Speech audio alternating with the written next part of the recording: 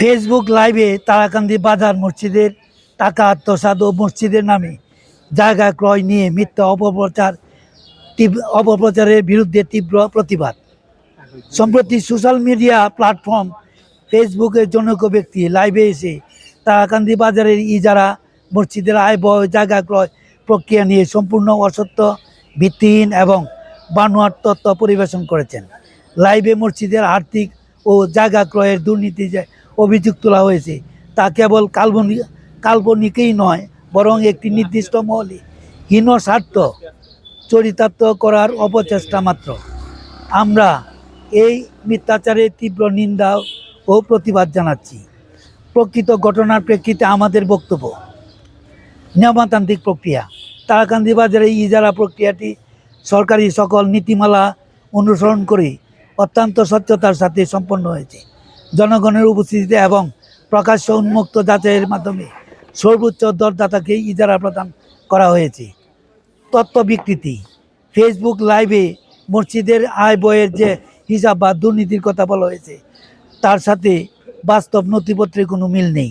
তাছাড়া মসজিদের ব্যয় বাজারের টাকা কমিটিতে উত্থাপনের পর যাচাই বাছাইয়ের পরে সর্বসম্মতিক্রমে পাস হলে সভাপতি ও কেশিয়ারের যৌথ স্বাক্ষরে ব্যাংক থেকে উত্তোলন করা হয়।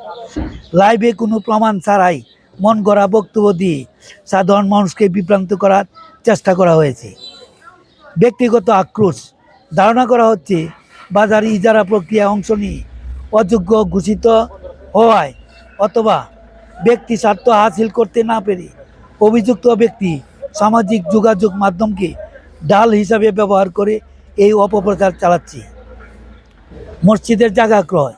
মসজিদের জায়গা ক্রয়ের বিষয়টি অত্যন্ত পবিত্র ও স্পর্শকাতর।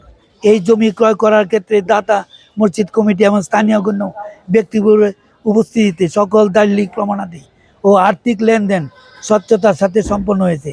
মসজিদের মতে একটি ধর্মীয় প্রতিষ্ঠানের নাম ব্যবহার করে দুর্নীতির অভিযোগ তোলা অত্যন্ত ন্যাক্কারজনক এবং ধর্মীয় অনুভূতিতে আঘাত হানার সামিল। আইনি ব্যবস্থা। ডিজিটাল নিরাপত্তা আইন ও প্রচলিত আইন অনুযায়ী কারো বিরুদ্ধে মানহানিকর ও অসত্য তথ্য ইন্টারনেটে প্রচার করা দণ্ডনীয় অপরাধ। আমরা ইতিমধ্যে সংশ্লিষ্ট প্রমাণাদি সংগ্রহ করেছি এবং অবিলম্বে এই কুরুচিপূর্ণ লাইভ ডিলিট করে ক্ষমা না চাওয়া হলে দোষীদের বিরুদ্ধে আইনি ব্যবস্থা গ্রহণ করা হবে। পরিশেষে আমরা ফেসবুক ব্যবহারকারী এবং সাধারণ জনগণকে অনুরোধ করছি, কোনো যাচাই বাছাই ছাড়া এ ধরনের বিভ্রান্তিকর লাইভ বা ভিডিও দেখে বিভ্রান্তি হবেন না। সঠিক তথ্য জানতে সংশ্লিষ্ট কর্তৃপক্ষের সাথে যোগাযোগ করার জন্য অনুরোধ করা হলো। বিনীত মোহাম্মদ শফিকুল ইসলাম, মুতোয়াল্লি, তারাকান্দি বাজার ওয়াকফ কমিটি। তারিখ 8-5-2026। ধন্যবাদ।